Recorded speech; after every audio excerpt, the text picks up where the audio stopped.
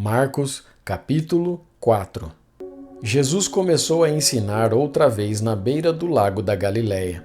A multidão que se ajuntou em volta dele era tão grande que ele entrou e sentou-se num barco perto da praia, onde o povo estava. Jesus usava parábolas para ensinar muitas coisas. Ele dizia: "Escutem, certo homem saiu para semear, e quando estava espalhando as sementes, algumas caíram na beira do caminho e os passarinhos comeram tudo.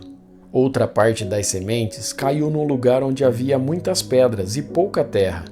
As sementes brotaram logo porque a terra não era funda, mas quando o sol apareceu, queimou as plantas e elas secaram, porque não tinham raízes. Outras sementes caíram no meio de espinhos, que cresceram e sufocaram as plantas.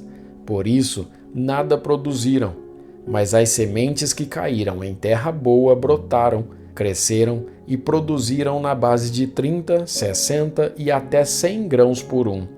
E Jesus terminou dizendo: "Se vocês têm ouvidos para ouvir, então ouçam." Quando a multidão foi embora, as pessoas que ficaram ali começaram, junto com os 12 discípulos, a fazer perguntas a Jesus sobre parábolas. Jesus disse a eles: "A vocês, Deus mostra o segredo do seu reino, mas para os que estão fora do reino, tudo é ensinado por meio de parábolas, para que olhem e não enxerguem nada, e para que escutem e não entendam. Senão, eles voltariam para Deus, e Ele os perdoaria." Então Jesus perguntou: "Se vocês não entendem essa parábola, como vão entender as outras?" E continuou: "O semeador semeia a mensagem de Deus. Algumas pessoas que a ouvem são como as sementes que caíram na beira do caminho. Logo que ouvem, Satanás vem e tira a mensagem que foi semeada no coração delas. Outras pessoas são como as sementes que foram semeadas onde havia muitas pedras. Quando ouvem a mensagem, elas a aceitam logo com alegria. Mas depois de pouco tempo, essas pessoas abandonam a mensagem, porque ela não criou raízes nela. E quando, por causa da mensagem, chegam os sofrimentos e as perseguições, elas logo abandonam a sua fé. Ainda outras são parecidas com as sementes que foram semeadas no meio dos espinhos. Elas ouvem a mensagem, mas quando aparecem as preocupações deste mundo, a ilusão das riquezas e outras ambições, estas coisas sufocam a mensagem, e ela não produz frutos. E existem aquelas pessoas que são como as sementes que foram semeadas em terra boa. Elas ouvem e aceitam a mensagem e produzem uma grande colheita. Umas 30, outras 60 e ainda outras 100 vezes mais do que foi semeado." Jesus continuou: "Por acaso alguém acende uma lamparina para colocá-la debaixo de um cesto ou de uma cama? Claro que não. Para iluminar bem, ela deve ser colocada no lugar próprio, pois tudo o que está escondido será descoberto e tudo o que está em segredo será conhecido. Se vocês têm ouvidos para ouvir, então ouçam." Disse também: "Cuidado com o que vocês ouvem. Deus usará para julgar vocês a mesma regra que vocês usarem para julgar os outros, e com mais dureza ainda. Quem tem receberá mais, mas quem não tem, até o pouco que tem será tirado dele." Jesus disse: "O reino de Deus é como um homem que joga a semente na terra. Quer ele esteja acordado, quer ele esteja dormindo, ela brota e cresce, sem ele saber como isso acontece. É a própria terra que dá o seu fruto. Primeiro aparece a planta, depois a espiga e mais tarde os grãos que enchem a espiga. Quando as espigas ficam maduras, o homem começa a cortá-las com a foice, pois chegou o tempo da colheita." Jesus continuou: "Com o que podemos comparar o reino de Deus? Que parábola podemos usar para isso? Ele é como uma semente de mostarda, que é a menor de todas as sementes, mas, depois de semeada, cresce muito até ficar a maior de todas as plantas, e os seus ramos são tão grandes que os passarinhos fazem ninhos entre as suas folhas. Assim, usando muitas parábolas como estas, Jesus falava ao povo de um modo que eles podiam entender. E só falava com eles usando parábolas, mas explicava tudo em particular aos discípulos. Naquele dia de tardinha, Jesus disse aos discípulos: "Vamos para o outro lado do lago." Então, eles deixaram o povo ali, subiram no barco em que Jesus estava e foram com ele. E outros barcos o acompanharam. De repente, começou a soprar um vento muito forte, e as ondas arrebentavam com tanta força em cima do barco que ele já estava ficando cheio de água. Jesus estava dormindo na parte de trás do barco, com a cabeça numa almofada.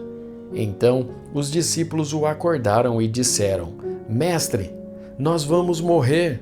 O Senhor não se importa com isso?" Então, ele se levantou, falou duro com o vento e disse ao lago: "Silêncio, fique quieto." O vento parou e tudo ficou calmo. Aí ele perguntou: "Por que é que vocês são assim tão medrosos? Vocês ainda não têm fé?"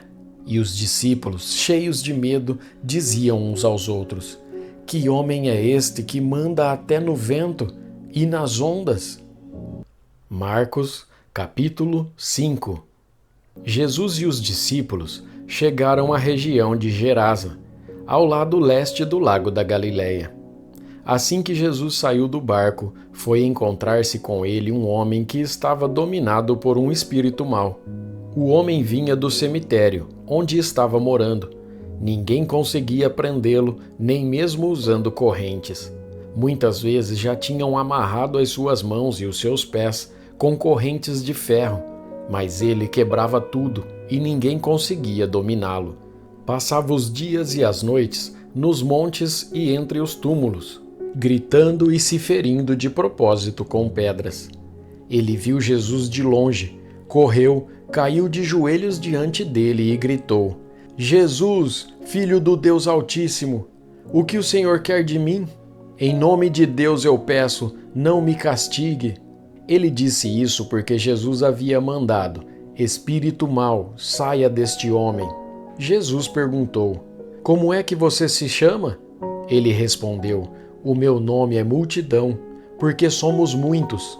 E pedia com muita insistência a Jesus que não expulsasse os espíritos maus para fora daquela região.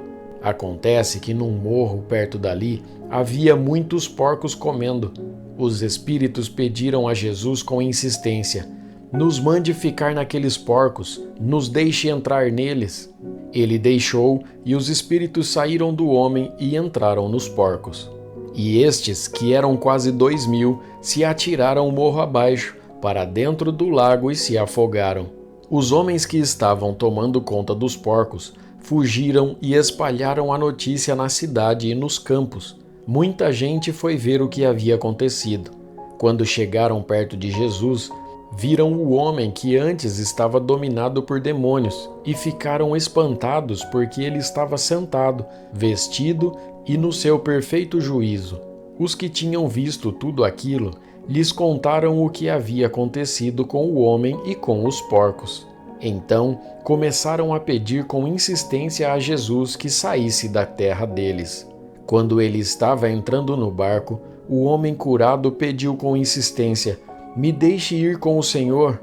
Mas Jesus não deixou e disse: "Volte para casa e conte aos seus parentes o que o Senhor lhe fez e como ele foi bom para você." Então ele foi embora e contava na região das 10 cidades o que Jesus tinha feito por ele, e todos ficavam admirados. Jesus voltou para o lado oeste do lago, e muitas pessoas foram se encontrar com ele na praia. Um homem chamado Jairo, chefe da sinagoga, foi e se jogou aos pés de Jesus, pedindo com muita insistência: "A minha filha está morrendo. Venha comigo e ponha a mão sobre ela para que ela sare e viva." E Jesus foi com ele. Uma grande multidão foi junto e o apertava de todos os lados. Chegou ali uma mulher que fazia 12 anos que estava com uma hemorragia. Havia gastado tudo o que tinha tratando-se com muitos médicos.